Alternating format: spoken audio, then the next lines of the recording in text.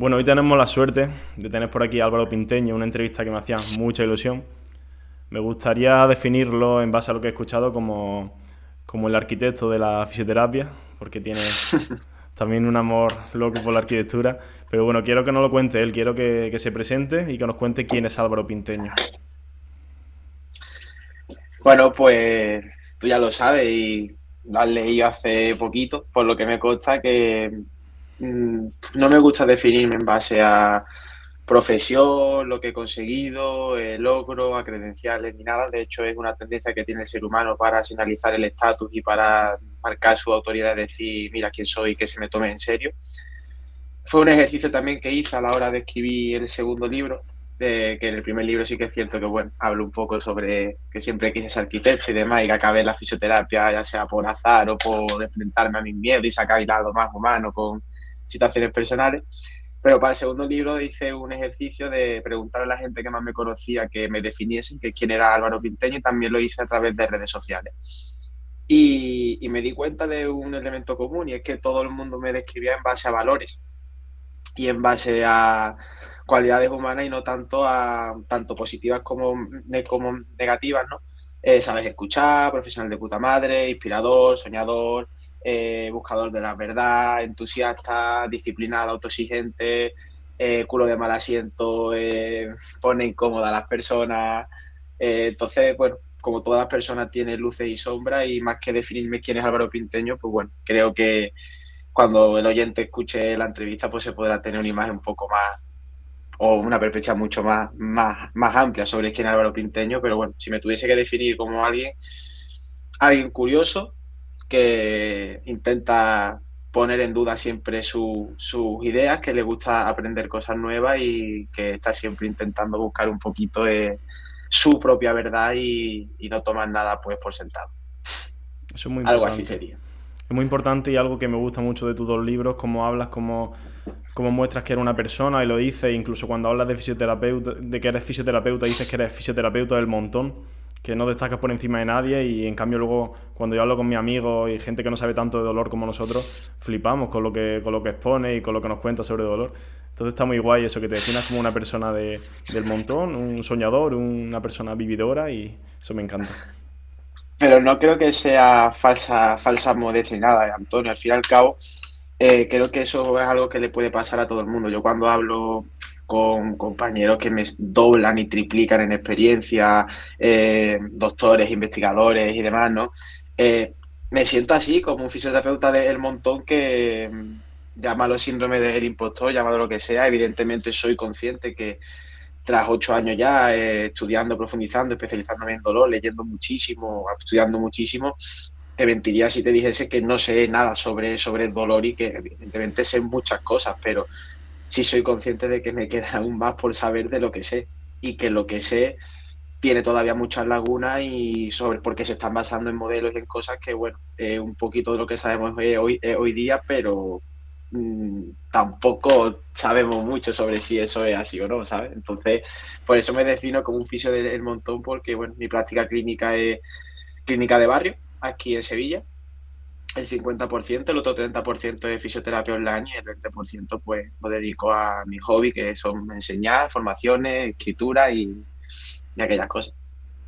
¿Te agobia el hecho de saber que tienes tanto que aprender o te motiva? Es un incentivo.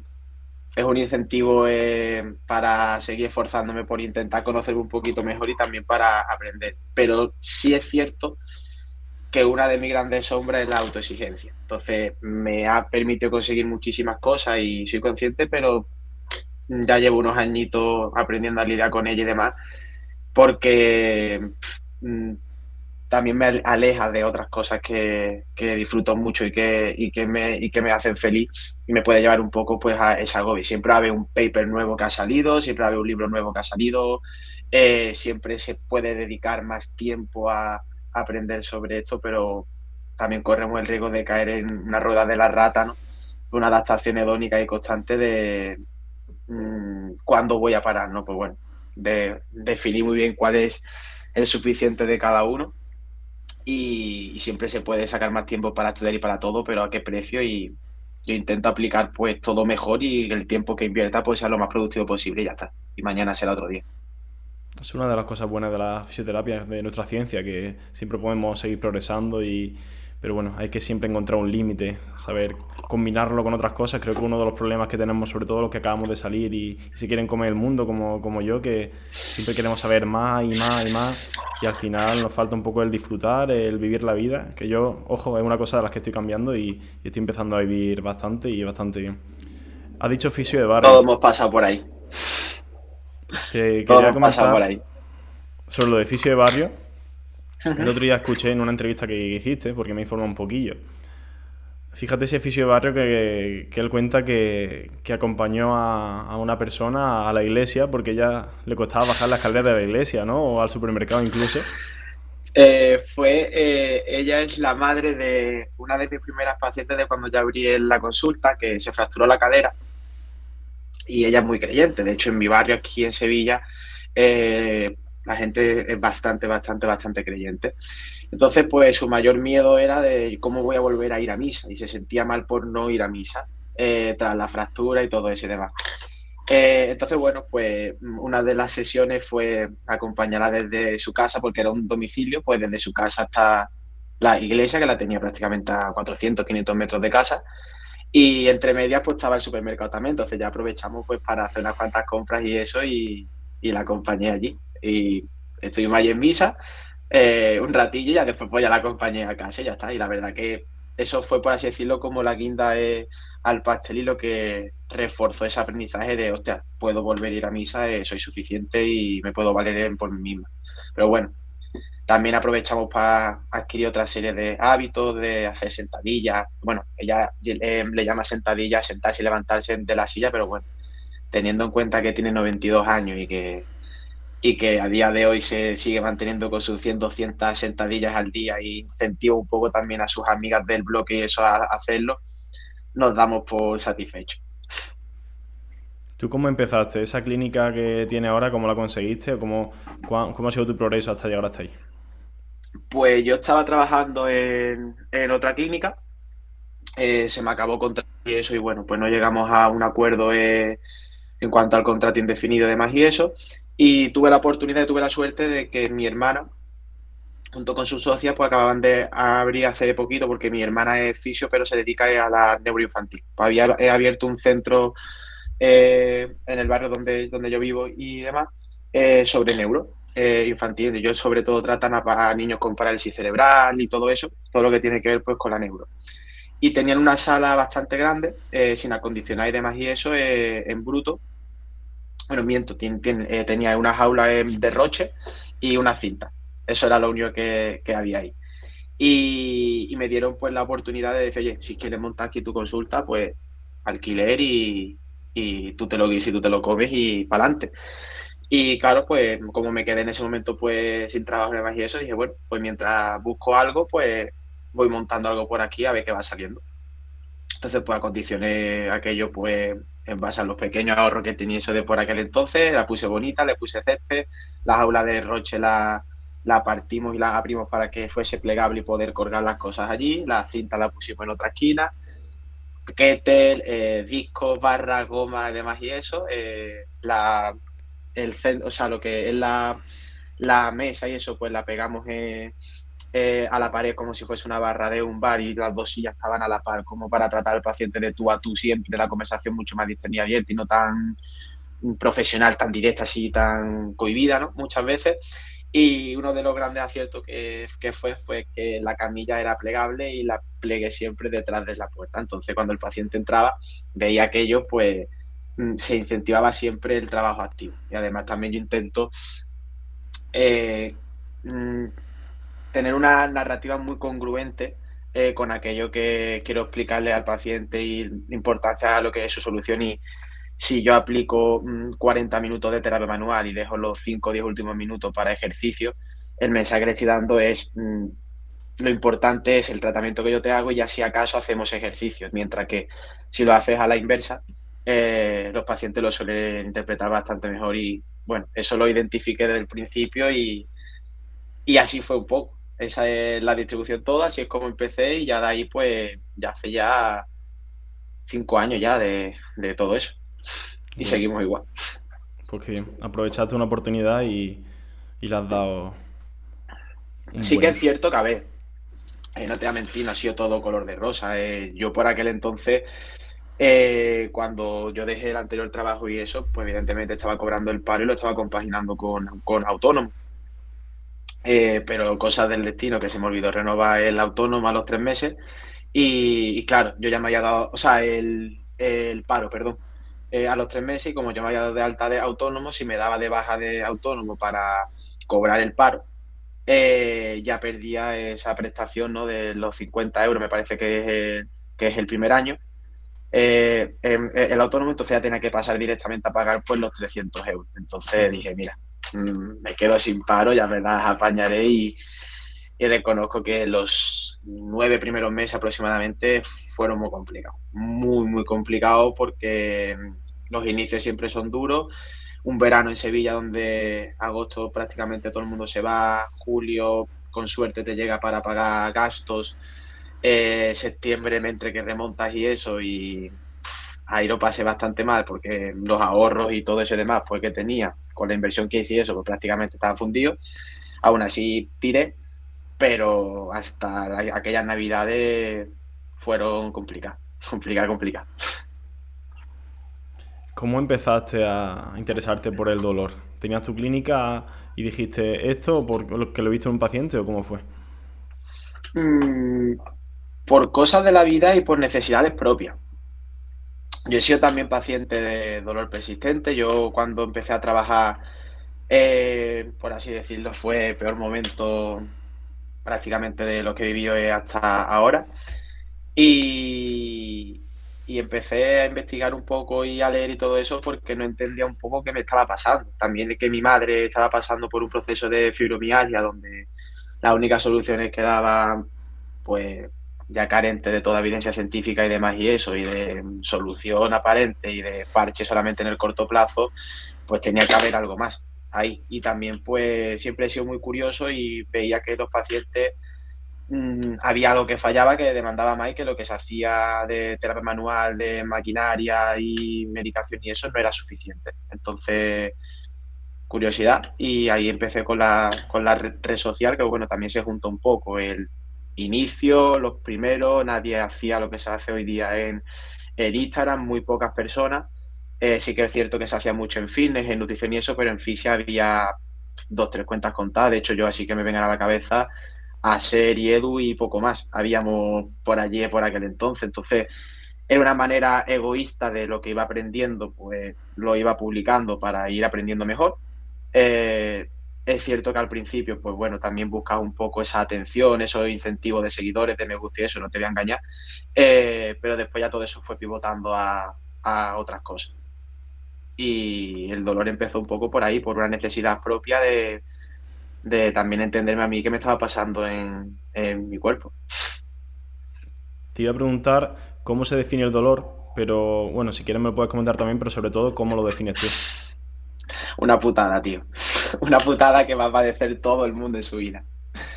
El dolor está ya descrito por las IAS y de hecho para eso está todos los organismos e instituciones, eh, para que todos hablemos en un lenguaje común. Pero a mí la definición a día de hoy que más me gusta y la seguiré defendiendo hasta que haya otra que me convenzca aún más, salvo la de la IAS, que es la que utilizo para cuando hablamos con profesionales y para que sepamos todo a lo que nos referimos. Para todos los oyentes, la que propuso Margot McCarthy, una enfermera que se dedicaba a cuidados paliativos y veía bastantes personas también con dolor crónico y demás, que decía que dolor es todo aquello que siente una persona o experimenta una persona cuando dice que tiene dolor. O sea, pone el foco totalmente en la persona y lo ve como una experiencia. Vale. Ya no voy a entrar en el debate hoy día que hay sobre si el dolor es una sensación, una percepción, porque si nos basamos en una percepción desde la visión tiene muchas lagunas, si nos basamos el dolor como puramente una sensación también tiene muchas lagunas. Entonces, bueno, es un debate que en el ámbito científico hoy día sobre la semántica y demás para tener un mismo lenguaje tiene mucho sentido, pero no cambia mucho en cuanto al tratamiento del dolor. Entonces tampoco me parece que sea algo muy relevante, al menos el 80% de los mortales. Claro. Empiezas tu libro, por cierto, no has mencionado nada del libro, bueno, no hemos dicho el nombre. Corrígeme si me equivoco, es Joder cómo duele, ¿no? Joder, cómo duele. Eso es. Bueno, empiezas tu libro hablando sobre la sobreprotección que tenemos ahora mismo, el hecho de queremos siempre sentirnos seguros, obviar todo lo que no conocemos, nos polimedicamos cuando tenemos un poquito de dolor. Hoy me ha pasado algo curioso, mandé un programa de ejercicio a una paciente con sentadillas con peso muerto, le dije, el primer día es normal que al no haberlo hecho nunca pueda sentir molestias, pueda tal. A los 2 minutos me habló, no puedo bajar la escalera, voy a dejar de hacer estos ejercicios, ya no quiero hacer ejercicio. En cuanto vemos algo que no sabemos lo que es, ya nos volvemos locos, ya no queremos tenerlo, tenemos miedo a eso, a descubrir cosas nuevas en nuestro cuerpo. Empiezo, o sea, yo el libro, la primera frase que tiene, de hecho, es de Mark Manson, que ha sido uno de los escritores que más me ha influenciado mi forma de escribir y eso, también con lo que me he formado para mejorar mi escritura y eso. Y él en su primer libro, en El sutil arte de que casi todo te importa una puta mierda, hay una frase que me gustó mucho, ¿no? Y es que hoy día parece ser que nos hemos desprendido de ese beneficio que nos aportan las dosis sanas de dolor, esa haciendo un poco referencia a esa incomodidad, ¿no? Y vivimos en una sociedad prácticamente que busca algo utópico, que es el bienestar permanente. También puede ser que se esté influenciado por la definición de la OMS sobre la salud, sobre ese estado completo de bienestar físico y emocional, como si la vida fuese color de rosa y no hubiese problemas, ¿no? Entonces, buscando siempre todo esa inmediatez, estar siempre bien cuanto antes, hay mucho debate filosófico también abierto, también científico y demás, sobre cómo hemos llegado hasta un punto donde personas sanas están sobremedicalizadas, ¿no? Y con el ejemplo que tú decías, pues bueno, se puede hacer dos lecturas. Por tu parte, decir, vale, la dosis que le he mandado a este paciente, evidentemente la he sobrepasado con creces. Y está bien que, bueno, que les hayas avisado y eso, pero aún así, una persona que no ha hecho ejercicio nunca y demás, percibir a lo mejor unas agujetas fortísimas porque te hayas pasado por la dosis y todo eso, pues, y más teniendo en cuenta que tiene dolor, va a hacer que te pongan duda, que se venga todo abajo en el corto plazo y es comprensible que puedas sentir eso. También es muy curioso, ¿no? Cómo dependiendo de si esas molestias vienen de una zona u otra, le damos mayor o menor importancia. Yo no sé por qué la zona lumbar eh, es frágil para todo el mundo. O sea, podemos tener agujetas fortísimas en las piernas, los brazos y eso que no nos preocupa, pero como esas mismas agujetas las tengamos en la zona lumbar, incluso hay muchísimas personas, yo me incluyo, como que no la percibimos como agujetas, sino como dolor. Entonces, eso también es bastante, bastante curioso, pero haciendo referencia un poco a lo que has comentado de por qué esa sobreprotección y eso, eh, pienso que el dolor, sobre todo el dolor que persiste en el tiempo, llámalo crónico, llámalo como quieras, es un problema principalmente sistémico, es decir, de cómo está formado el sistema, de cómo funciona el propio sistema de salud y sobre todo a nivel de política y de geopolítica, de determinantes sociales y todo eso, que es una consecuencia derivada de todo aquello. Si no se hacen cambios ahí, lo que nosotros hacemos realmente es una gota en un océano y bueno, quizás es lo máximo que podemos hacer. Yo intento aportar el mayor conocimiento posible a todas las personas, que el acceso sea lo más fácil posible a todas las personas, de que tengan información actualizada en base al acceso de información que yo tengo también y puedan acudir a él, pero soy consciente que eso no deja de ser una gota en un océano y que se necesitan buenos gestores sanitarios, se necesita hacer buenas políticas sanitarias, se necesita cambiar el sistema desde dentro y se necesita también mejorar pues condiciones sociales y intentar un poco pues algo también que parece utópico y eso, pero bueno, igualar las oportunidades y el acceso. Eso está clarísimo que mientras no ocurra algo de por ahí, pues poca cosa vamos a hacer con esta epidemia. Luego ya después, bueno, el incentivo que tenemos sobre la gestión del dolor, las capacidades innatas, locus de control, autoeficacia, resiliencia, que después ya nos meteremos y eso, es a lo máximo a lo que nos podemos agarrar porque no nos queda otra. Pero si me dijese qué cambiaría, iría por ahí, por todo lo que te he dicho ya al principio. Pues te iba a preguntar justo eso, Porque también he visto datos, creo que el 16.000 millones se invierte en España, según he leído en tu libro, en dolor crónico. Que por cierto, quiero que me digas Eh, también, que me definas dolor crónico, porque hay gente que no entiende tampoco esa... es que eso también hay otro cajón de desastres, depende. Si te vas a la investigación y eso, hay personas que, bueno, el último directo que hicieron Enrique Velasco, que bueno, Quique fue una de las personas que me revisó toda la parte científica del libro, a la que estoy siempre súper agradecido, de las personas que más conozco que saben el dolor en España y no sé si en el mundo. Es un tío que sabe muchísimo, muchísimo de dolor, y Frank Gurdiel pues hicieron un directo y también hablaron un poco sobre la definición. Siempre se ha definido el dolor como el dolor crónico, aquel que persiste más de los 3 meses, pero no hay que olvidar que hay dolores de fuente nociceptiva, como puede ser una hernia de disco, que puede tener síntomas más de 3 meses. Entonces, bueno, hay una definición de Chapman, ¿no? Que es aquel dolor que persiste en el tiempo, pero sobre todo que afecta también a la calidad de vida de la persona. Y si nos vamos desde el punto de vista neurofisiológico, pues es es una experiencia, ¿no? Es un dolor, un mecanismo que persiste en el tiempo, que genera una serie de cambios a nivel estructural y funcional en el sistema nervioso, que va a haber pues una serie de repercusiones en cómo se comporta la vida, o sea, en cómo se comporta en la persona y cómo afecta a su vida. Respecto al dato que me has dicho de cuánto se invierte en dolor, no, era eh, el coste que tiene para España el tratamiento del dolor, ¿vale? No son fuentes fiables, de hecho lo pongo así, es los únicos datos al menos al que yo he tenido acceso, y mira que estuve buscando y demás, pero se estima que aproximadamente es un 16% o un 2,5 o un 2% del PIB. Y eso me parece que era en 2014 o una cosa así. Tampoco me sé la fecha exacta, lo estoy diciendo de memoria, tampoco me haga mucho caso, pero era en torno al 2, el 2,5%. En otros países se invierte más, en Estados Unidos también me consta que se invierte más. O sea, se invierte más en cuanto al tratamiento del dolor. Y ahí se incluye todo dolor. O sea, paciente que acude a urgencia, me duele la cabeza, tratamiento, unidades del dolor, cirugía y todo eso, pues se metió un poco todo ahí. Vale, vale.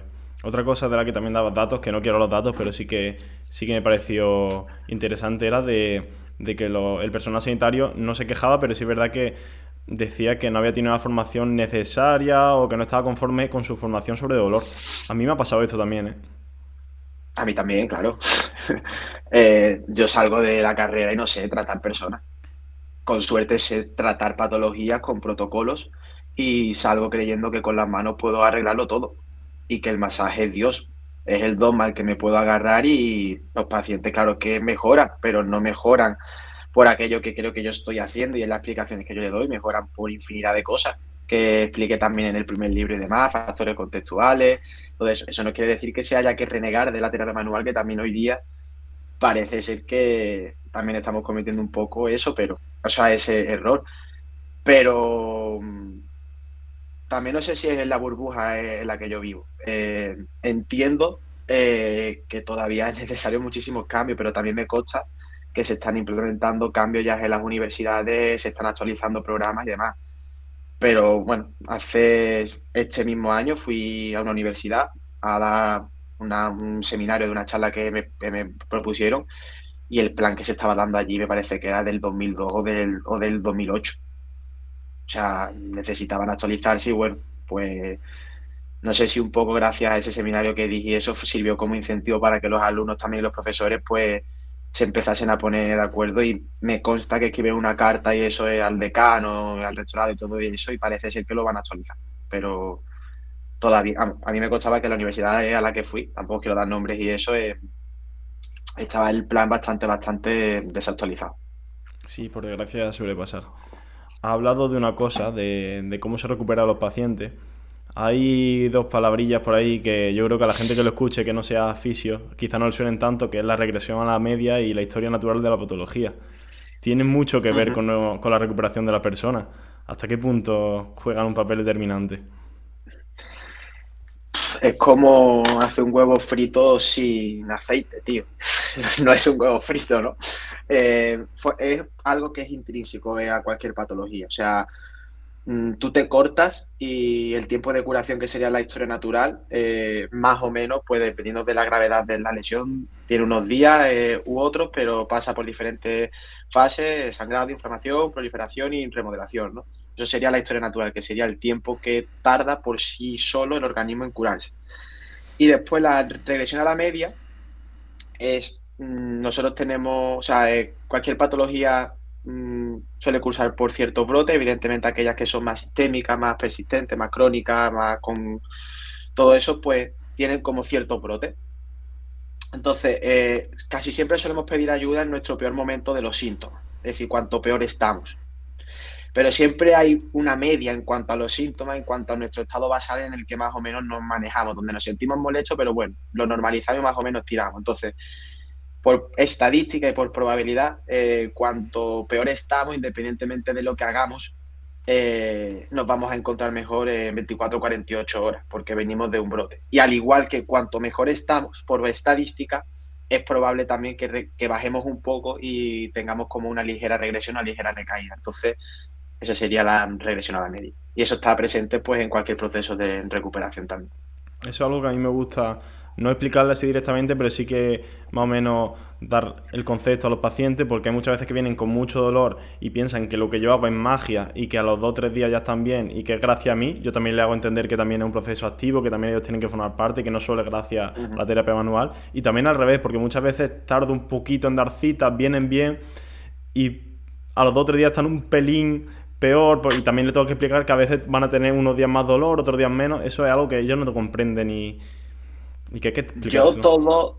todos mis pacientes, y de hecho si hay alguno que me esté escuchando lo sabe, si tienen típico de Álvaro, me acabo de quedar pillado, no les cito hasta 48 o 72 horas.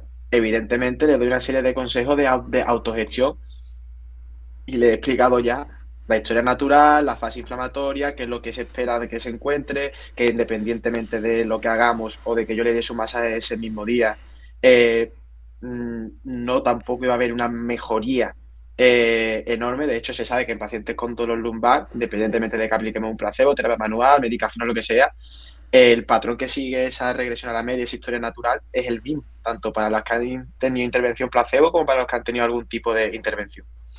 Entonces, eso lo saben, que independientemente de lo que hagamos, la mejoría se va a deber a esa historia natural en las primeras 48 o 72 horas. También saben que a lo mejor no, Álvaro, estoy de puta madre, no sé qué, entonces podemos decir, bueno, también es esperable que a lo mejor independientemente de lo que hagamos hoy te puede encontrar peor y no significa que lo que hagamos hoy sea la causa directa de ese dolor. A lo mejor, por ejemplo, el paciente que tú has dicho antes, tú le has mandado peso muerto y demás, y hemos dado por hecho, ¿no? Que yo te he dicho, bueno, eso también te está diciendo sobre la dosis, que posiblemente Ujú. también, pero bueno, quizás a lo mejor es que le tocaba que esta noche, encimito al final del día, que han pasado pocas horas por ese patrón nocturnos y eso, pues su regresión a la medida de los síntomas y eso también le haya llevar un poco a ese bucle de retroalimentación, ese atractor ahí, mejor dicho, ese atractor más que bucle para aumentar los síntomas, tampoco lo sabemos. Bueno, podemos pensar las dos cosas. También es bastante sano pensar que te has equivocado, que muchas veces los fisios tenemos mucho ego. Yo, en cuanto veo que hay fallitos así, digo, mira, vuelvo a gestionar la carga de otra forma, cambiamos la manera de actuar. Hay veces que tengo pacientes que yo pienso, y yo no sé si a ti te pasa, que si yo no estuviera todo el día a su lado, por mucho que yo le enseñe los ejercicios, que después le haga un buen programa, que ellos me pongan los comentarios de las cargas y tal, me costaría mucho que lo hicieran bien. No sé si es por... No que lo hicieran bien, sino que... No que mejoraran tampoco, pero que hay veces que sí que van a tener esos momentos de me duele o tengo agujetas y no sé cómo gestionarla o... Sí, te he entendido. Yo en ese tipo de perfil de paciente casi siempre lo que frecuento es falta de apoyo social, falta de atención y muchas barreras a nivel de sociales y de inclusión y de determinantes sociales. Entonces, me he dado cuenta que independientemente de la atención que yo le pueda prestar o sobre el ejercicio o no, muchas veces cuando se encuentran un paciente en el pasillo o a lo mejor entre un paciente hago alguna sesión conjunta y eso, simplemente el charlar y recibir apoyo, hacer lo mismo que el propio ejercicio específico, que eso es otro debate, si quiere podemos abrir, sobre por qué funciona el ejercicio en personas con dolor. Y también si estamos cometiendo el error en entrenar a pacientes o a tratar a pacientes a través del movimiento, que son cosas totalmente diferentes. Entonces ahí también hay un amplio debate que, bueno, ese será el tercer libro. Muchas veces intentamos reducir el azar, es decir, intentamos manejar todos los factores, pero hay cosas que se van fuera de nuestro alcance, ¿no? A mí sí que podemos ayudar. Yo, por ejemplo, una de las primeras prácticas clínicas que tuve, había una mujer que cuando venía a la clínica estaba muy bien, había sufrido un ictus, estaba muy bien, muy bien, muy bien. Andábamos con ella, tal, tal, tal. Psicológicamente esa hora perfecta. Y luego empezamos a ver que su marido tal, que no la cuidaba mucho, que si su hijo le echaba un poco la culpa del dolor, que si tal. Y luego volvía y otra vez bien. Y cuando se iba a su casa otra vez mal. Puede intentar hablar con su familia, puede intentar mediar o derivar a otros especialistas, pero es muy difícil. Y no te puedes frustrar tampoco tanto con cada paciente porque te vuelves loco. Yo era un poco lo que te decía al principio de todo, es decir, ¿qué cambio pondría? Es que los cambios pasan por ahí, prácticamente. Luego después nos podemos acoger a eso, al incentivo que podemos decir, bueno, yo como persona, ¿qué responsabilidad tengo? O sea, porque cualquier cambio gordo, vital en cuanto a un proceso de recuperación de dolor crónico requiere asumir muchas responsabilidades, muchísimas conversaciones incómodas y demás. Pero tampoco se le puede obligar a una persona a hacer eso, porque no todo el mundo está preparado, o lo ve así, o tiene. Entonces, es algo bastante más complejo, que se requiere muchas cañas y mucha cerveza y con mucha conversación ahí, ¿no? Pero no podemos ayudar a todo el mundo. Y muchas veces nuestra única misión o nuestro trabajo consiste simplemente en visibilizar problemas, porque un paciente puede estar en una fase de contemplación donde tiene una serie de problemas, que en este caso tú lo has dicho, ¿no? Cuando va a casa y sale de aquí muy bien, pero cuando va a casa pues empeora, ¿no? Pues simplemente es ser o hacerle tomar conciencia de que, oye, tienes una serie de problemas del que quizás tienes una falsa sensación de control o no creías que tenían relación o influencia sobre tu experiencia de dolor. Y a lo mejor nosotros no somos el profesional que vamos a acabar por ayudarle, pero sí somos el que encendemos esa bombillita para que el paciente siga pidiendo ayuda o con nuestro trabajo transdisciplinar y eso, poder ayudarle mejor. Al igual que cuando un paciente viene, que en mi caso suele ser así, rebotado de otros profesionales y todo eso, si mejora conmigo no es por lo que yo hago, también funciona todo porque todas las opciones terapéuticas que ella ha buscado no han dado solución. Entonces, a mí muchos compañeros me dicen, Álvaro, ¿cómo haces para que un paciente entienda la importancia que tiene el ejercicio y no tanto la dependencia de la terapia manual? ¿Cómo haces para que el paciente vea la importancia que tiene la fisioterapia online y que no es necesario? Coño, porque ya han probado todo eso. Entonces, y como no le ha funcionado, pues tienden a probar estas cosas. Entonces, el éxito de una recuperación también viene precedido por todos los fracasos que que lo, que lo han llevado a ello. Entonces, cuando un paciente a lo mejor no termina de recuperar con nosotros o no funciona con nosotros, pero acaba funcionando con otro, también viene a través de nuestro fracaso. O sea, que aunque creamos que no estamos ayudando, sí estamos también haciendo mucho. Luego, ahí ya la intencionalidad de por qué hacemos lo que hacemos y si no mejora por intereses personales y eso, no me voy a meter porque doy por hecho que, bueno, somos profesionales sanitarios por ayudar, pero bueno, cuando metemos necesidades personales de cada uno, un negocio de por medio y demás, entiendo que toda persona tiene que comer, que hay que necesidades y, bueno, eso es otro tema de podcast. Yo recomiendo que, bueno, como todo en la vida hay cosas que tenemos bajo control y otras que se nos escapan un poquito. Lo ideal es intentar tener el máximo número de cosas bajo control. Pero ya está, solo tirar con esta. Al final lo decía Epicteto también de... hay cosas que tenemos bajo control y al final también un poco la dicotomía de control, ¿no? De vamos a enfocar lo que podemos hacer y lo que no. ¿Qué hacemos aquí? Es que no podemos sufrir por algo que no está en nuestras manos, claro. Quizás es la herramienta estoica por excelencia. A mí me gusta verla como un consuelo al que acogerse muchas veces, porque es que hay veces que el dolor simplemente no te enseña nada, que eso es otra moda de ahora de intentar buscar el aprendizaje a todo lo que nos pasa en nuestra vida. Mira, hay veces que la vida es injusta, tiene totalmente brutalidades y desgracias, y quizás el único consuelo al que nos podemos acoger en esa situación es, bueno, dicotomía de control, que es lo que puedo controlar y ya está, pero ya te digo que muchas veces es un consuelo y no es otra cosa más que eso. Hay veces que es consuelo, pero hay veces que nos autoengañamos también, ¿no? Totalmente. De hecho, no tenemos que olvidar que la persona más fácil de engañarse somos nosotros mismos y no sabemos cuándo nos estamos engañando. O sea, se requiere de muchísimas horas en conversaciones incómodas con uno mismo para más o menos saber sobre si nos estamos autoengañando, ¿no? De hecho, en el segundo libro pongo un ejemplo mío personal sobre cuando yo intentaba evitar la sentadilla, me contaba la historia a mí mismo de que no había ejercicios obligatorios y demás cuando realmente me estaba autoengañando. Yo lo que necesitaba era hacer sentadillas. A mí lo que me frustraba era que no podía hacer sentadillas, pero con el peso que a mí me gustaría, con una expectativa totalmente irrealista, por esa autoexigencia mía de la que he hablado al principio, pero cuando empecé a mejorar fue cuando dije, se acabó sustituir ejercicio, en mi caso concreto sí hay ejercicio obligatorio y es hacer sentadillas, desnudarme, fuera ego y empezar a hacer con la barra solo y progresando y Álvaro, es un proceso que vas a tener que hacer y se acabó de pensar que tiene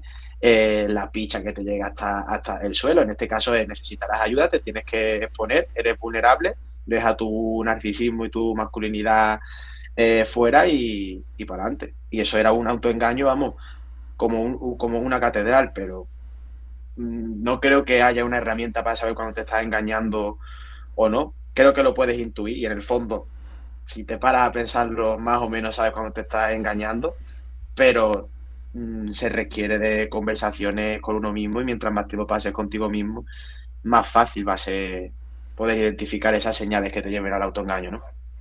Hacer ese análisis interno también sirve para volver a este punto en el que decimos que somos unos fisios del montón. Bueno, yo más todavía, yo más del montón.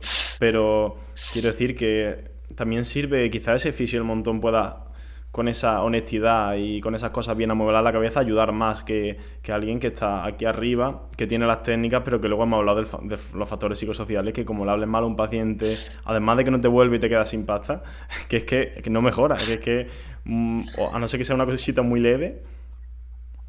No recuerdo quién era el que dijo la frase, pero hay una frase, tampoco me la sé muy bien, pero era algo así como, en este caso sería muchos fisios del montón sin hacer nada extraordinario generarían un gran cambio o un cambio súper extraordinario a nivel social y cultural Claro. respecto al dolor, en este sentido. Es decir, eh, subestimamos muchísimo las pequeñas acciones que hacemos en nuestro día a día y sobreestimamos que el éxito viene precedido de una acción totalmente súper grande. Y al final se trata de simplemente de muchas gotitas todos los días, que si la hacemos muchísimas personas del montón, al final somos millones de personas, pues millones de gotitas al final pueden formar un océano o un pequeño océano que vaya dando un poco esa corriente para que pueda impulsar ese cambio.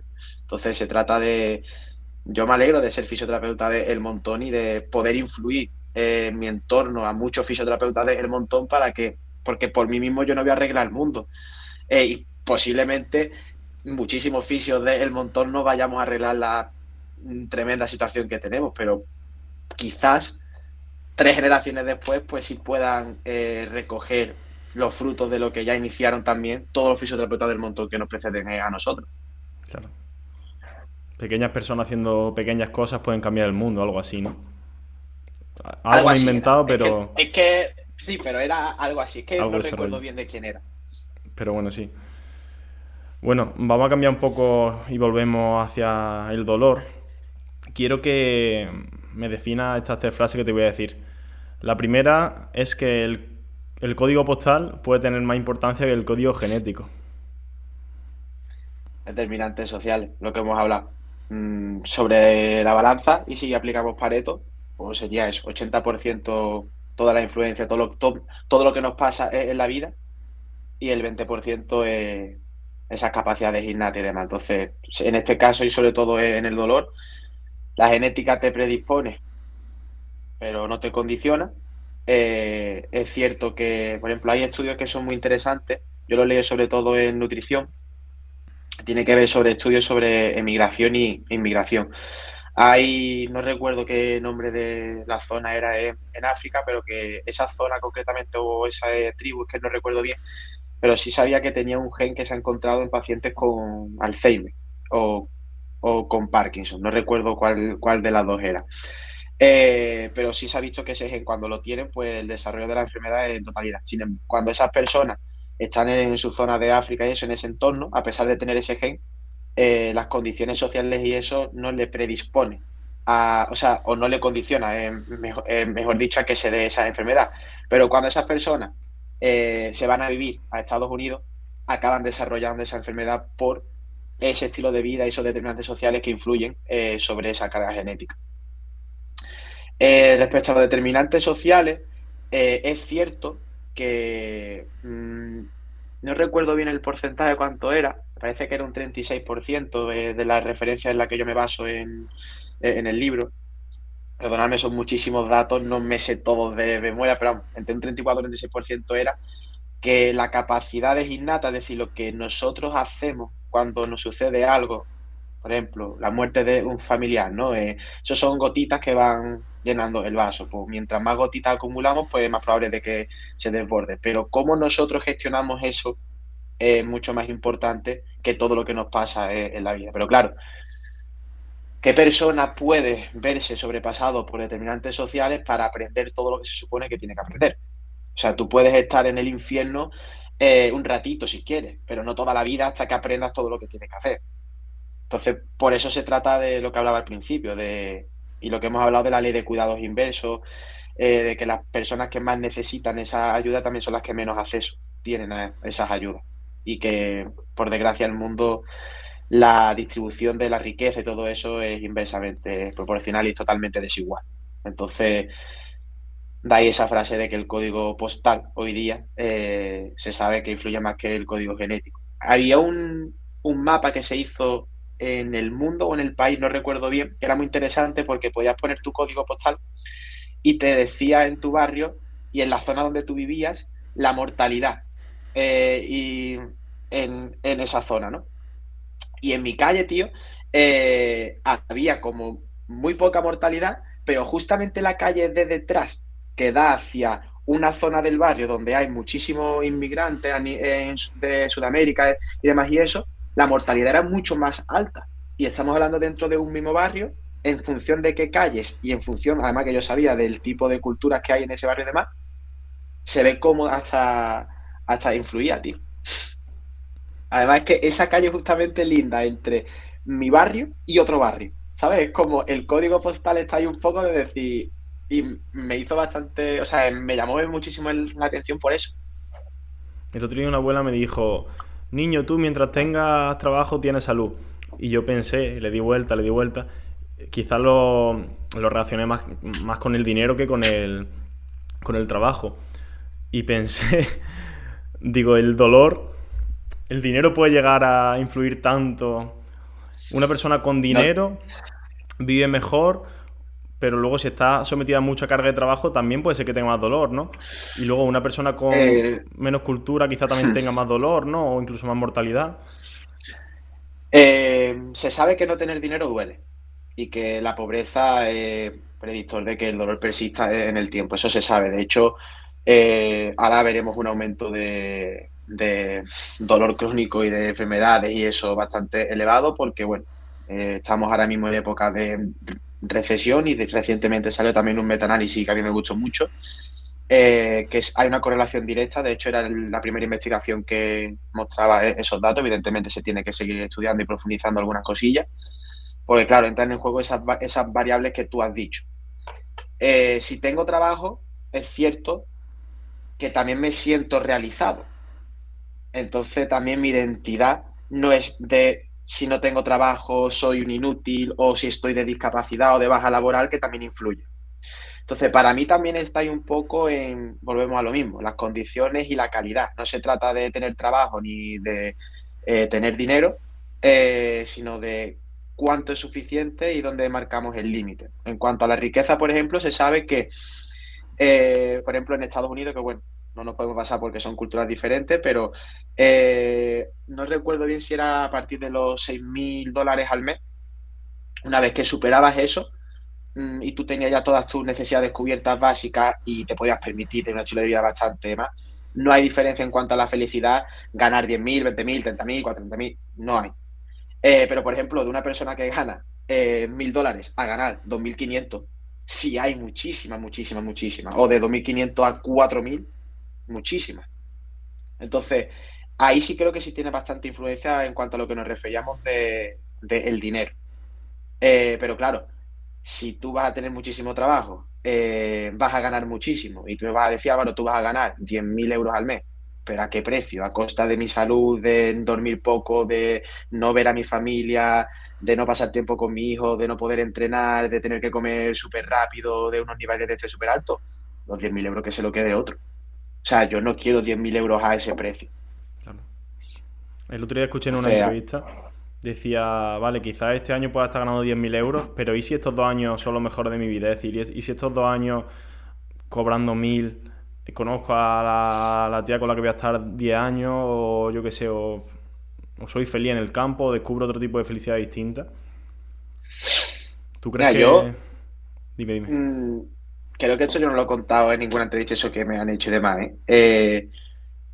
O sea, yo soy todavía una persona bastante joven, yo tengo 28 años, soy un niñato, soy un crío todavía, pero sí es cierto que lo que comentábamos de ese nivel de autoexigencia mío y demás, yo no me arrepiento de nada, evidentemente hoy día soy quien soy y lo he hecho pues porque pensaba que era lo mejor y demás, pero sí he pensado en algunos momentos que ha habido cosas de mi juventud, ¿no?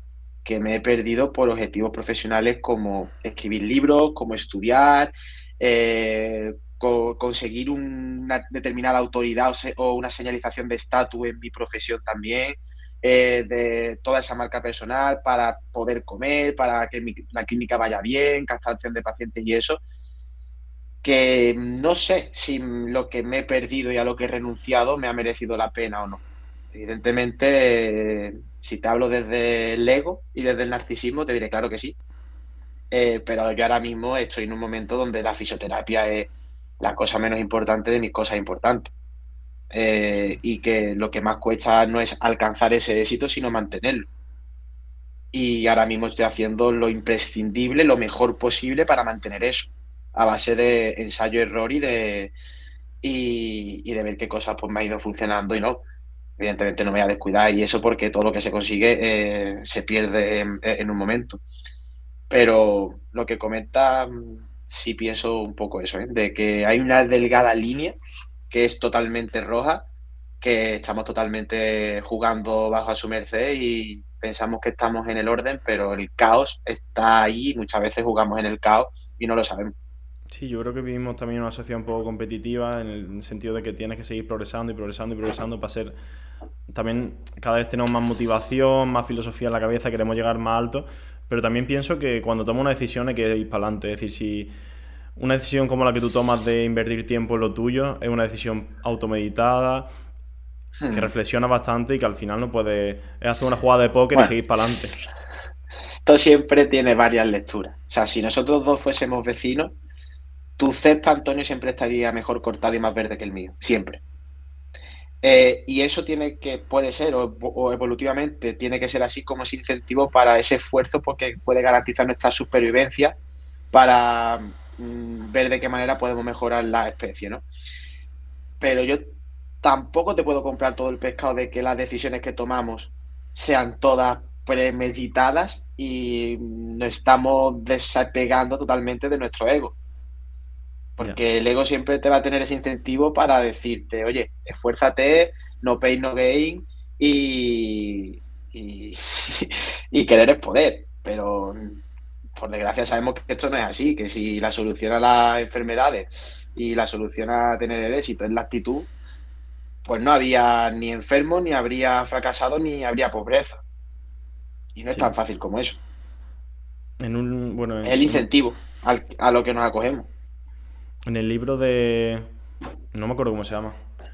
Cómo hacer amigos e influir en las personas o algo así. Es uno Sí, bastante de conocido. Carnage. Sí, hablaban eso, de que el, el hambre de grandeza es lo que ha hecho que evolucionemos desde la prehistoria hasta ahora. Tenemos fuego, ahora queremos un carro, ahora queremos esto, queremos seguir progresando y progresando. Y tenemos que ver hasta qué punto progresamos. Yo ahora mismo Sí, pero es que ahora mismo, tío Antonio, perdón que te haya interrumpido, pero es que se me ha venido así, no quería que se me olvidase. Mm, Queremos resolver el problema de cómo llevar la especie humana a Marte y no nos preocupa cómo coño podemos salvar nuestro propio planeta donde vivimos, cómo podemos mejorar nuestra estancia aquí. O sea, parece ser que hemos llegado a un punto donde es más fácil decir, mira, esto está jodido, los privilegiados y la raza superior y los que tengan riqueza y demás, pues se irán a Marte, el resto nos moriremos aquí y es como la grandeza está muy bien para que nos esforcemos y todo esto, pero volvemos, ¿dónde está esa delgada línea, ¿no? Que nos mantiene con cordura, con el sentido común, que es el menos común de todos, y esa ansia de poder y de estatus y de autoridad y demás? Es muy complicado, tío. ya. Creo que ni nosotros, ni en muchas charlas, ni muchos podcasts como esto vamos a responder a esa pregunta. Pero bueno, está interesante siempre plantearse esas cosas. Creo que esto al final luego, siempre por llevarlo un poco a la fisioterapia, luego tener este tipo de conversaciones con los pacientes, estas cositas que pueda hablar, eso también, el leer mucho, el ver películas, hace que también la conversación con los pacientes sea más fluida, que ellos disfruten más de esa hora en... Creo que muchos fisios están obsesionados con la fisioterapia, son un poco sectarios, y luego veo conversaciones de mis compañeros que digo, ¿qué le estará contando ahora mismo al paciente? Hombre, que yo obviamente no estoy hablando de esto al paciente, ni... Pero yo qué sé, tener un poco de tema de conversación que el paciente se sienta cómodo, ¿no? Contigo. Yo no recuerdo, creo que fue con Paco, que lo estuvimos hablando una vez en un episodio en nuestro podcast, que salía así un poco como el tema este, ¿no? Y le dije, tío, en Sevilla, el derbi Sevilla-Betis es un acontecimiento que tienes que ver sí o sí, porque te da mucho juego y mucho pie a que las consultas vayan bien, digo. Pero es que últimamente, tío, con determinados pacientes, la isla de las tentaciones se está convirtiendo igual. Y ya hay veces que te tienes que poner a ver cosas y decir, pues la propia sesión mismo de decir, pero bueno, ¿esto qué es? Cuéntame. ¿Y esta quién es? Espérate, que la busco, no sé qué. Y es que eso es súper importante, vamos. Yo en el primer libro creo que pongo algo así como, puedes tener los mejores medios de marketing de todo el mundo, la mejor clínica del siglo XXI y demás y eso, pero que como no tengas habilidades sociales y no trabajes en mejorarla, no sepas hacer una alianza terapéutica y eso, al final, ¿por qué no escuece tanto, no? Que nosotros podamos invertir 4 años en estudiar, el máster después, invertimos en seguir formándonos, en estudiar muchísimo tiempo, muchísimo dinero y eso, y después una persona con un curso que se dedique, llámalo a lo que sea, me da igual que se dedique a dar masaje, a poner solamente kinesio, a poner acupuntura, a manipular, a lo que sea, tenga la clínica o su consulta petada. No es solamente por el precio de la sesión ni nada, es simplemente porque la experiencia que está creando a ese paciente, a ese cliente, a ese usuario, llámalo como quiera, es muchísimo mejor y la atención que está recibiendo y el valor que percibe la persona es mejor que el que tú le puedes ofrecer. Entonces, está claro que hay que ir en contra del intrusismo, pero también hay que hacer un poco de introspección y decir, ¿yo qué estoy haciendo mal y qué puedo mejorar para dar un mejor servicio y crear una mejor experiencia a mi paciente?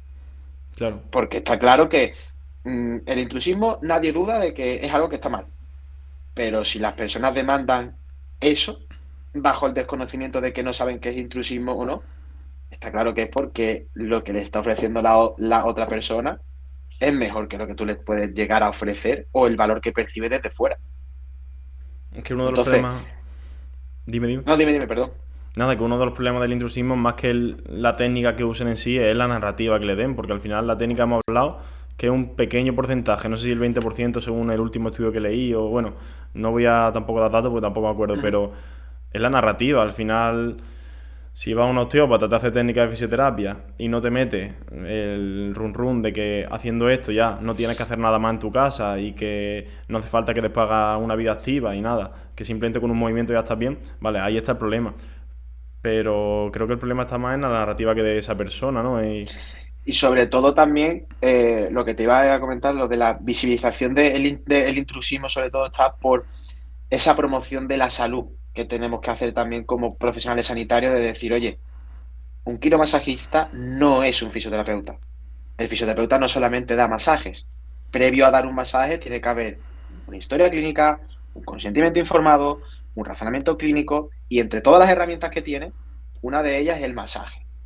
Pero tú no vas al fisio para que te dé un masaje. Y si vas solamente, por eso entiendo que vayas a un quiromasajista solamente para que te dé un masaje buscando analgesia, placer, lo que sea, me da igual.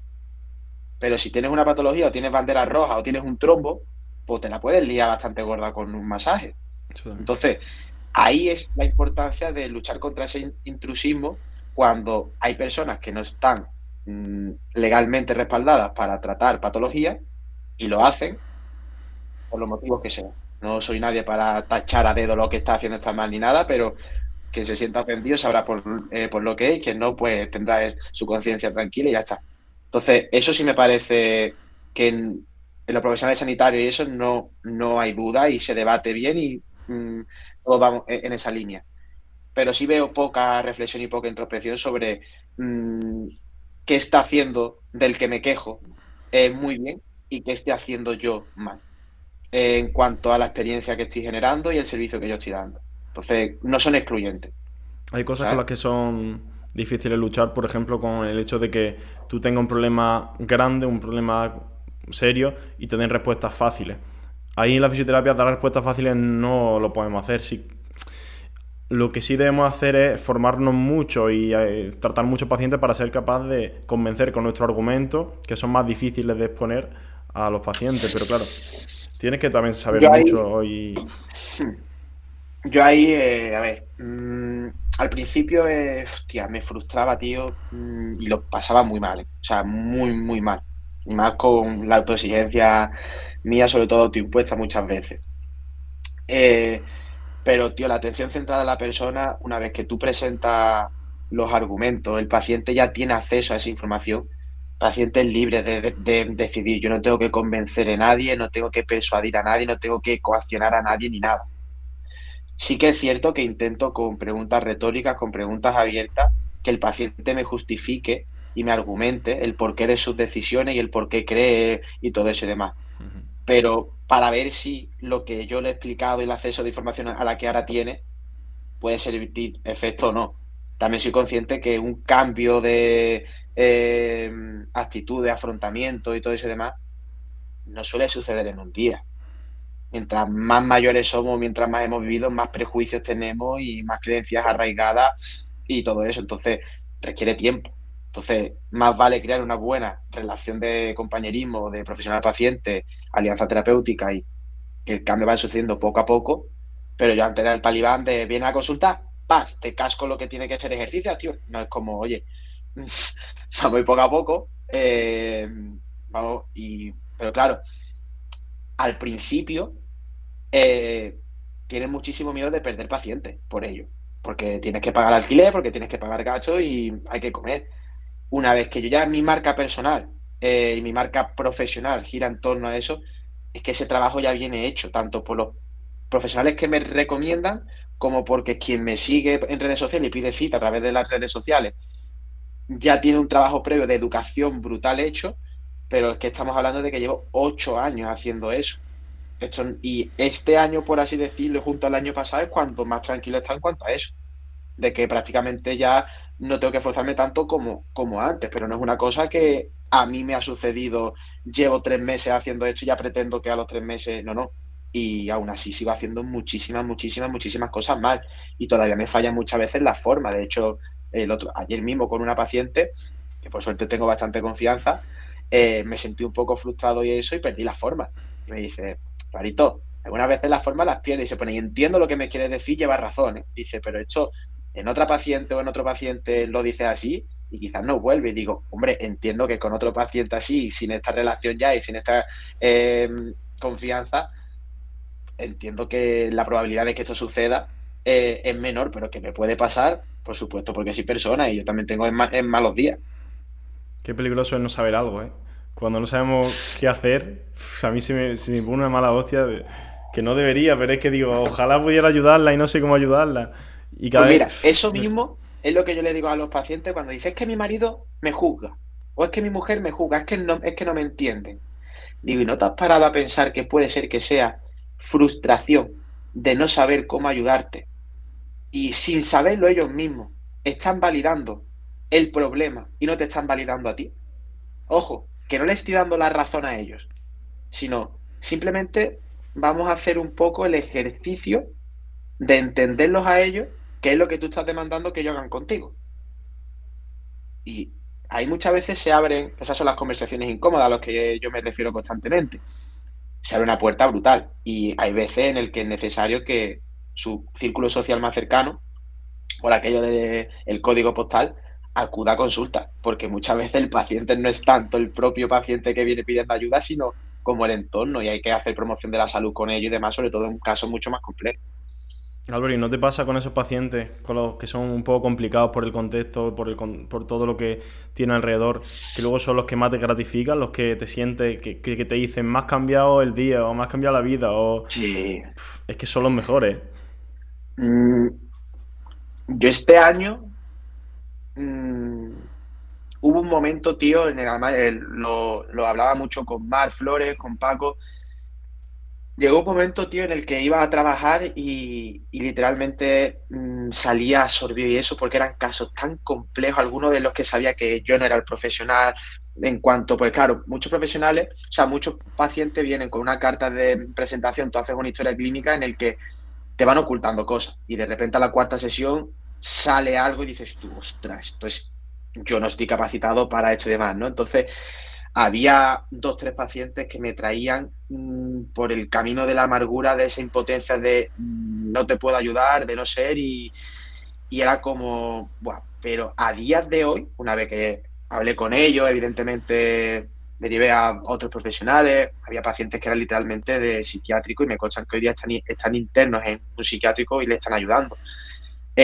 Hoy día, tío, tengo una suerte de trabajar con los pacientes que trabajo. Hay casos que evidentemente son muy complicados y esos son los más agradecidos del mundo. También otros que simplemente es una tendinopatía sin poco determinante social y van saliendo para adelante y también son súper agradecidos. Pero este año sí he vivido una experiencia que creo que es única y que no sé si la volveré a vivir o no, de un paciente que estaba en lista de una eutanasia y renunció a la eutanasia porque pensaba que no había luz al final del túnel, que iba a vivir siempre con dolor y eso. Y me consta que sigue teniendo dolor, pero ya la opción de la eutanasia ya no la contempla. Y ya solamente eso, aunque siga teniendo dolor, pero solamente eso, hostia, eso para mí creo que es la mayor gratificación profesional y personal que he conseguido. De esto hablaba en tu libro, el dolor no tiene por qué traducirse en sufrimiento. ¿Cuándo se convierte el dolor en sufrimiento? Lo de siempre, ¿no? Cuando el contexto nos acompaña y... Es un debate filosófico. Se lo llevan haciendo antropólogos, filósofos y eso muchísimo. Sobre esto habla mucho a mí de los autores que más me gusta es Le Breton. David Le Breton es un antropólogo francés. Y él hace una diferencia en cuanto a la significancia que les atribuimos. Como que el dolor, o la experiencia de dolor, en sí mismo es tolerable. Es decir, tú puedes tolerar más o menos intensidad. Evidentemente siempre hay una situación de desigualdad entre la persona que tiene dolor y la que no tiene dolor. En cuanto a comprensión, y eso por mucho que queramos comprenderla, no podemos llegar a experimentar el dolor de otra persona, aunque bueno, existe un constructo que es el dolor empático, que hay personas que más o menos medio lo llegan a experimentar, pero bueno, eso es otro jardín. Y el sufrimiento se le atribuye una significancia, un significado de no es tolerable. O sea, es como esto roza los límites de con las herramientas que tengo no puedo gestionarlo, ¿vale? Todo dolor implica sufrimiento, son experiencias diferentes y que tienen un punto en común en el que se solapan, pero no es lo mismo. No es lo mismo. De hecho, los estudios cualitativos nos dicen que cuando las personas vienen a consulta a vernos, no es tanto, aunque vienen por la intensidad del dolor, sino por cómo el dolor afecta a sus vidas. Es decir, en mayor o menor medida vienen por ese grado de sufrimiento de que no saben gestionar, ya sea frustración, ya sea impotencia, todo eso. Entonces, por eso hay que tener herramientas transdisciplinares a nivel psicológica para saber identificar qué paciente puedo ayudar con las herramientas que me competen y que sé, y qué paciente viene con tantísimo sufrimiento solapado con dolor que podemos estar dando masajes lo que queramos, haciendo ejercicio que queramos y todo eso y demás, que necesita de ayuda urgente con un psicólogo y demás. Yo, por suerte, tengo a Maca, que es la psicóloga que trabaja con nosotros en el centro, y le derivo muchísimos pacientes a ella. Ella también muchas veces me deriva pacientes que vienen. He tenido un paciente que me ha venido por sufrimiento, depresión de eso y demás, me ha dicho que tiene dolor y me he dado cuenta que si se trata el dolor como sabemos que lo tratamos y eso, todo esto va a mejorar. Entonces creo que puede mejorar más contigo a nivel de ejercicio, entrenamiento y eso que con herramientas psicológicas. Y muchas veces también ella me hace esa derivación. Eh, por ponerte un caso así concreto, tuve una paciente que ya venía derivada de compañeros y eso y demás, era un dolor cervical persistente y tal y como hice la historia clínica y le pregunté por barreras sociales, un poco la conversación y eso, tenía un problema a nivel de pareja y eso y demás que dije, oye, no sé en qué momento hay que abordar esto, pero sé que hay que abordarlo. Y me dijo, sí lo sé.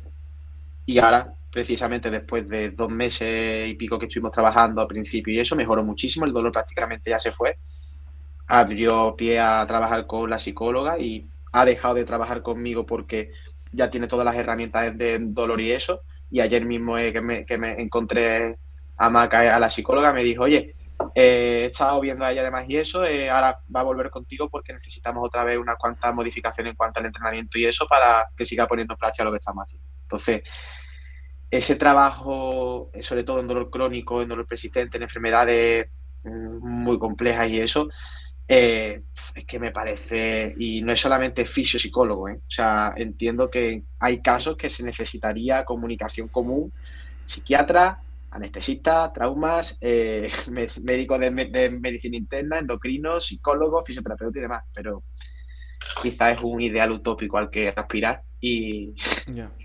y bueno, sí, seguiremos soñando con eso. A veces no es tan fácil. Y luego encima a veces como que nos pisamos entre el médico y el fisio. Hoy lo estaba hablando con un paciente que me decía, es que tú me dices una cosa y el médico todo lo contrario. Y digo, a ver, no es ni blanco ni negro, es un gris. Y luego tú ya decides, pero... Yo ahí siempre intento de decir, oye, no sé si él va a aceptar darme su número de teléfono para hablar con él, pero puedes darle mi número de teléfono. Te doy permiso para que cuando vayas a él le dé mi número de teléfono y si tiene curiosidad o lo que sea, puede hablar conmigo, sobre todo por ti, por tu bien, para que tengamos un lenguaje común, porque al final puede ser que te estemos haciendo más daño en cuanto a tu solución. Y muchas veces simplemente diciendo eso, dices, hostia, lo mismo tengo que confiar un poco más en la figura del fisio, que es de los pocos que se presta, a lo mejor por mi experiencia y eso, a hablar y eso. Yo también he tenido médicos, entrenadores sobre todo también, que se prestan siempre a hablar conmigo. Entonces, yo quizás estoy muy sesgado y vivo en una burbuja en base a los 8 años que llevo trabajando haciendo un poco las cosas como me gusta trabajar a mí y estoy a gusto, pero me consta que la realidad es totalmente diferente a la burbuja en la que yo vivo. Bueno, vamos a seguir. ¿Te acuerdas que estábamos haciendo lo de las frases, no? Sí, No hemos quedado sí, en la al primera final es frase. medio. Nada, no pasa nada. De hecho, hacemos una más que me llama bastante la atención. El dolor se aprende. Con matices y sí y no. Eh, Quizá lo que se aprende es la gestión del dolor, ¿vale? Eh, mm, Nada más que tienes que ver a un niño pequeño, yo con mi sobrino lo veía sobre todo al principio en sus primeros años, ahora ya tiene ya 2 años prácticamente y medio, entonces ya más o menos ya ha tenido experiencias previas sobre lo que duele y lo que no duele, ¿no? Pero al principio era como un estado de confusión de, hostia, estoy experimentando algo que no es agradable, es decir, experiencia sensorial desagradable, ¿vale? Pero no sé lo que es. Y pongo cara rara, miro a mi alrededor, estoy buscando atención, apoyo, ¿qué hago? Lloro, estoy llorando por frustración porque no lo sé gestionar, requiero de cariño, requiero de... ¿Qué coño pasa? ¿No? Entonces, mi sobrina al principio, cuando se caía, pues nos miraba así un poco y evidentemente si la caída había sido muy tonta, eso como un traspiés, como se anima, él mismo ya se reía un poco de muchas veces de nuestra gestión, Pero me hizo gracia, tío, porque el otro día iba así corriendo, no vio una silla, tío, y se dio con el canto en la silla aquí. De hecho, tenía un chichón y se empezó como a reír y eso. Y dijo, hostia, esto no es para reírse, es que me está doliendo. Y empezó a llorar. Entonces fue como, hostia, Pepe, vente, le das un abrazo, le das un beso y eso, y ya se le pasa rápidamente. Entonces, creo que él está empezando a aprender un poco esa gestión de cuándo es una caída tonta, me duele, me molesta, pero no requiere de mucha atención y no es importante y lo sé manejar por mí mismo, o cuándo realmente me está o estoy experimentando, ¿no? Algo en lo que me preocupa, en lo que, tío, me está doliendo, requiero de esa atención o de ese apoyo. Entonces, sí creo que se aprende, de hecho, de eso hay muchos estudios que nos dicen, ¿no? Como padres sobreprotectores pueden llegar a predisponer a que esos hijos en el futuro, con esa falta de herramientas de autogestión y eso, pues acaben teniendo dolor persistente o no. También leí, y en la referencia del libro lo pongo, ¿no? Un último, no sé, recuerdo si era un metaanálisis o un estudio, me suena que era un metaanálisis o una revisión, que no hay una correlación directa, ¿eh? Tampoco de que por tener un familiar con dolor crónico o con haber sido sobreprotegido y eso, te predisponga realmente a eso. De hecho, hay algunos incluso que utilizan eso como un incentivo para no hacerlo. Yo, en mi caso, he vivido con mi madre que ha tenido dolor crónico. Yo también he experimentado dolor crónico, pero mi gestión ha sido totalmente diferente a la que ella tuvo al principio. Ahora prácticamente es la misma. Entonces, bueno, estamos ahí un poco en ese limbo de huevo, gallina, que sí, que no y eso, pero creo que lo que se aprende es la gestión del dolor y sí creo que hay una parte innata, hay una capacidad innata ahí de el dolor, ¿sabes? De esa nocicepción primitiva, esos sistemas endógenos y nociceptivos que son innatos y que no se aprende. Hoy un seguidor me ha hecho una pregunta muy, muy interesante, que también la comento en el libro, sobre la, la insensibilidad congénita al dolor, ¿no? Que había leído una noticia de una persona que había desarrollado una insensibilidad congénita al dolor con un gen expresivo no sé qué que afectaba al canal de sodio, el NAF 1.7. Entonces, la pregunta que él me hacía es, vale, esta persona no puede experimentar dolor a nivel periférico, es decir, mediante estímulos periféricos es imposible que en su brazo experimente dolor. Pero una persona o esta misma persona podría experimentar dolor por mecanismos centrales. Entonces le he estado explicando el caso reportado que hay sobre una persona que nace con insensibilidad congénita al dolor, donde no parece ser, pues como son casos reportados, pues nos basamos en base a lo que cuentan de lo que van reportando, que no ha experimentado nunca dolor en su vida, pero tras el hecho traumático de una muerte de un familiar, empieza a experimentar una migraña. Entonces, sobre esto también hay mucho debate porque parece ser que sí es posible tener insensibilidad nociceptiva exógena mediante estímulos exógenos y eso, pero no se sabe muy bien del todo cuáles son los mecanismos centrales que influyen y eso, porque hay personas que no han experimentado dolor nunca, pero pueden llegar a experimentarlo por una nocicepción endógena o por una serie de mecanismos centrales que todavía no se terminan de comprender bien. Entonces, sí creo que existe la insensibilidad congénita al dolor, pero no sé a qué estímulos exactamente. Evidentemente, si esa persona, la historia que le cuenta también es esa, los aprendizajes que va haciendo, su experiencia previa y su gestión de dolor que va aprendiendo, pues va en relación a esa insensibilidad congénita, ¿vale? Entonces, bueno, como ves, hablar sobre dolor siempre es un gris eterno, no te puedo decir absoluto, pero me ha parecido muy buena pregunta porque hay casos reportados sobre eso también y yo al menos no tengo la respuesta para decirte por qué esa persona con insensibilidad congénita ha podido llegar a experimentar migraña. Puedo hacerme una idea sobre cuáles son esos mecanismos centrales, pero no te lo puedo afirmar con certeza que sean por eso. Un dato así curioso, explícaselo a la gente que no escucha para que vean lo alucinante que es el mundo del dolor. Una persona con un miembro amputado puede tener dolor fantasma, es decir, dolor en el miembro que se ha amputado. Pero ahí también se abre un jardín interesante, porque en pacientes con dolor de miembro fantasma, realmente sí hay nocicepción.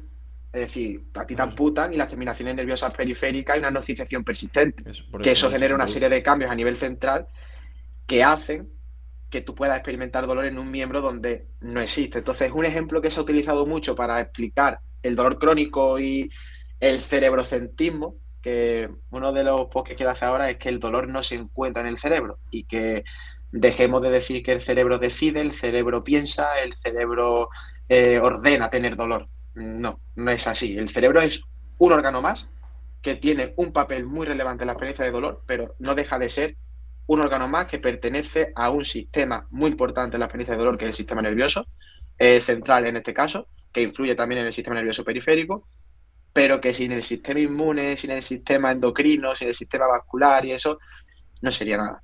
Entonces el dolor emerge de la persona. Además, Pero sí, se puede llegar a experimentar dolor en un miembro que no tenemos si no lo amputan. Sí.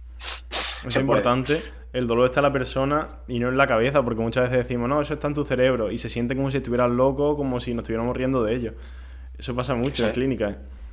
No se te ocurre Eso decirle es. que está en su cabeza que, aunque tú lo digas con buena fe. La última Totalmente. frase que se me ha ocurrido mientras, que es que me gusta cómo lo explicas, que hace poco te escuché contándolo. Las malas posturas duelen. Que es una mala postura. A ver, hoy ya no tenemos evidencia ninguna de que corregir la postura prevenga dolor, ¿vale? No hay dos personas iguales. Tú y yo tenemos morfología y anatomía totalmente diferentes. Hoy día se sabe que eso de las malas posturas duelen y eso son mensajes nocebos que vienen estereotipados bajo un ideal sobre qué es correcto y qué es incorrecto, que asumimos que esa postura o ese ideal se puede replicar en todas las personas y es algo también que es utópico. Eh, Respecto a sobre si las malas posturas duelen, no, lo que quizá hoy día se sabe que duele la falta de cambio de posición o de movimiento de una postura estática mantenida cada X tiempo, ya sea la que podemos ver en los medios de comunicación, en internet, sobre la postura correcta, que se provoca un proceso de acidosis tisular. No sé si te referías a eso, a lo que te gusta de la explicación. Eso es. La acidosis tisular, yo a los pacientes se lo explico siempre como una piscina en invierno cuando está estancada que se pone verde y el pH cambia, pues acidifica y por eso coge ese color verde y por eso se acumulan bacterias y eso, y por eso nuestra madre cuando éramos pequeños pues nos decían, a mí en este caso que era travieso, y se te ocurra meterte o beber agua de ese estanque así que te vas a poner malo. Por eso una piscina en verano tenemos que estar cambiando el cloro, regulando ese pH. Pues en nuestros tejidos ocurre algo similar. Cuando pasamos X tiempo en base a las capacidades y las demandas de ese equilibrio homeostático, término más científico, pero para un paciente siempre le digo, mira, cuando nosotros pasamos X tiempo en una determinada posición, se acumula sustancias de desecho en nuestra sangre, nuestra sangre se acidifica, eso activa nuestros receptores químicos que captan esa información y la envían hacia el centro superior, en este caso es al cerebro, donde se procesa y considera que lo más sensato es enviar una percepción o que tú percibas y experimentes una sensación que es desagradable de me toco el cuello o cambio de posición, giro y eso, y ahí lo que estamos haciendo simplemente es volver a regular ese pH para que vuelva a estar menos ácido y desaparece, pero no es porque tengamos una mala postura ni Eso. porque necesitemos estar siempre erguidos.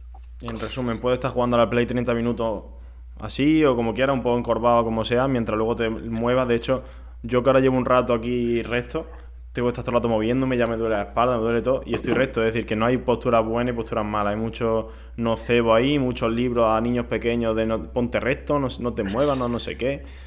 Y creo que eso es un poco contraproducente, claro.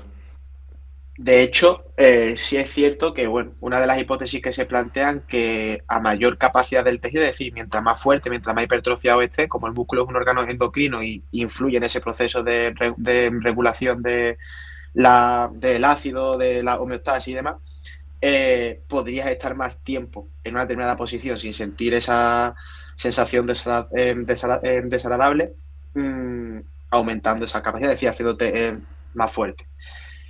Es una de las hipótesis a nivel de específico, que tiene todo el sentido del mundo y es plausible biológicamente, pero también puede ser precisamente por factores contextuales inespecíficos de siento que estoy haciendo algo útil por mi dolor con movimiento y demás, me concuerda. La expectativa que tengo es que si estoy más fuerte puedo estar más tiempo y lo tengo. También puede ser por focos atencionales o por otras cosas.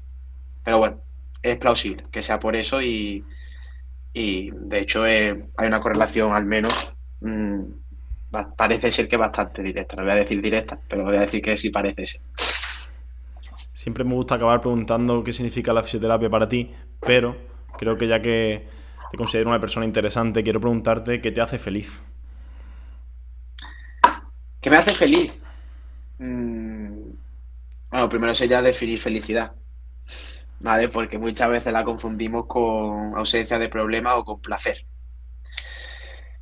Eh, para mí la felicidad, después de hacerme esa pregunta muchísimas veces y eso, concuerdo mucho con la filosofía de mi querido amigo Joan Gallardo, que no deja de ser paz interior y conciencia tranquila, ¿vale? Y de ser y estar presente en el momento y demás. Entonces, considero que soy feliz también teniendo problemas, ¿vale? Porque lo veo como un estado del ser, una forma de afrontar también esos problemas y haciendo todo lo que está bajo mi mano. Pero bueno, mezclando un poco mi bienestar, mi placer, mi felicidad y eso, lo que me hace feliz es estar tiempo con los míos, sobrinos, amigos y mi novia, ayudar a las personas, ¿vale? Sobre todo aquellas que tienen dolor y que creen que su vida no va a volver a recuperarse y todo eso y demás. Y después muchísimas cosas banales, tío. También me gusta leer y eso y demás, pero también me hace muy feliz eh, jugar a la Play. También me hace muy feliz estar aquí grabando el podcast contigo. Quizás son cosas en el corto plazo. No estaría aquí contigo si no considerase que me fuese a aportar algo a nivel personal. ¿Qué hora es? Las 11 ya de la noche y empezamos a las 9:30 con todo lo imprevisto. Pues creo que te respondo de qué es lo que me hace feliz. Ayudar. Al final son las pequeñas cositas, no hace falta irse lejos. Yo creo que eso cualquier persona que se ponga a leer sobre filosofía, lo que sea, que empieza a darle vuelta a la mente, se da un poco de cuenta de eso, de que son las pequeñas cosas las que te aportan, las que te hacen feliz y que te puedes conformar con lo que tienes, intentar siempre aspirar a más, a más, a más, pero siempre valorando de dónde vienes, que eso es una frase que a mí me encanta, nunca olvide de dónde viene, porque eso, igual, las raíces. De hecho, un amigo mío lo tiene tatuado y todo, y yo estaba pensando en tatuármelo, porque es que es tal cual, es la raíz, es la familia, es ver que viene desde abajo, ver que empezaste, por ejemplo, con esto, con el podcast, que empezaste a grabar con el ordenador, sin cámara, sin no sé qué, y que bueno, que ya pues consigue hablar, por ejemplo, con Álvaro, que es una persona que yo admiraba mucho, ¿sabes? Bueno, y admiro, obviamente. Entonces, bueno, que siempre valore.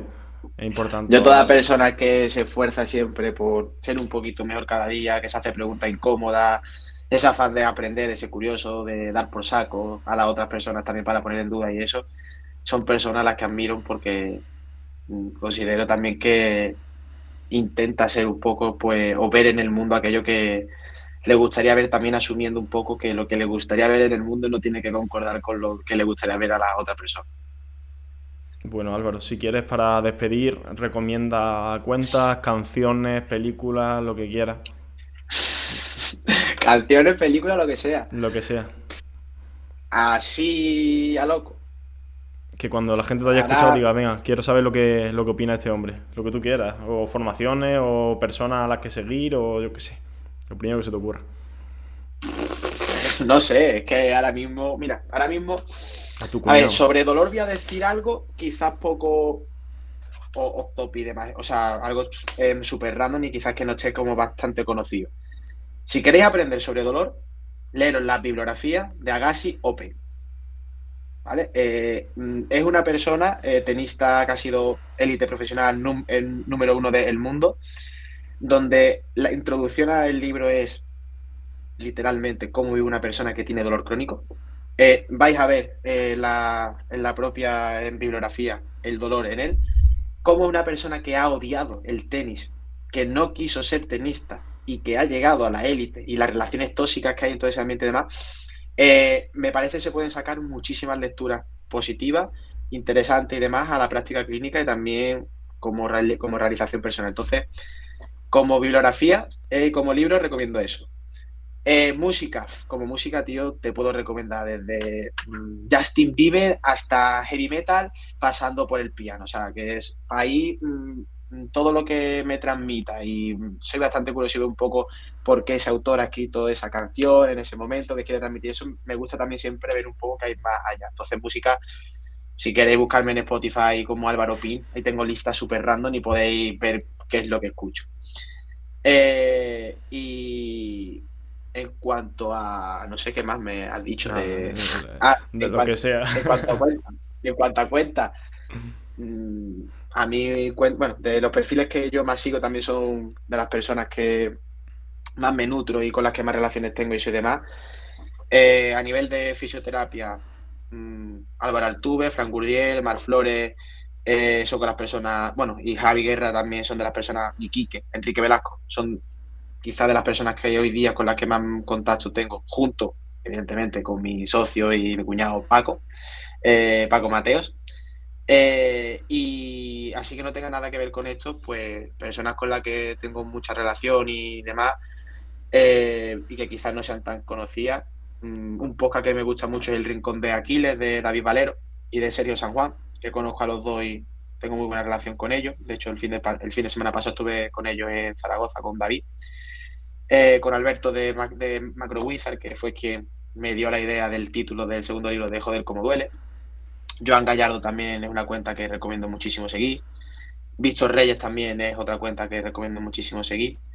Y poco más. Bueno, pues yo recomiendo, ahora que he dicho lo del libro, sus dos libros. Pero de verdad que lo recomiendo, que no lo digo por decir, ni porque esté aquí.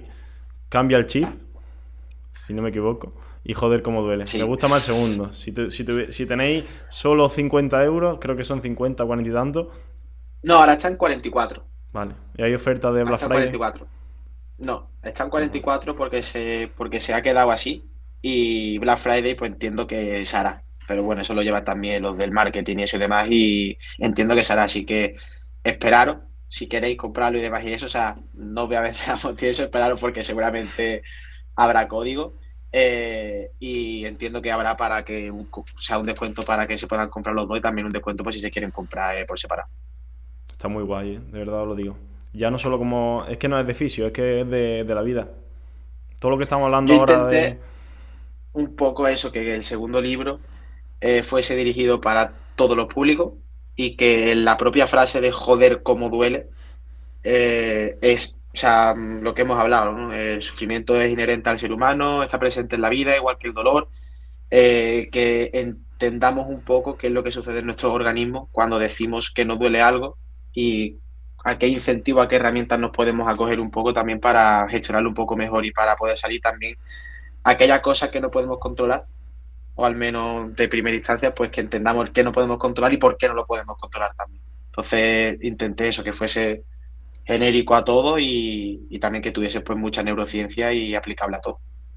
Bueno, pues Álvaro, muchas gracias por venir. Te lo digo por enésima A vez. ti, un placer Y por ha sido invitarme. un placer, de verdad.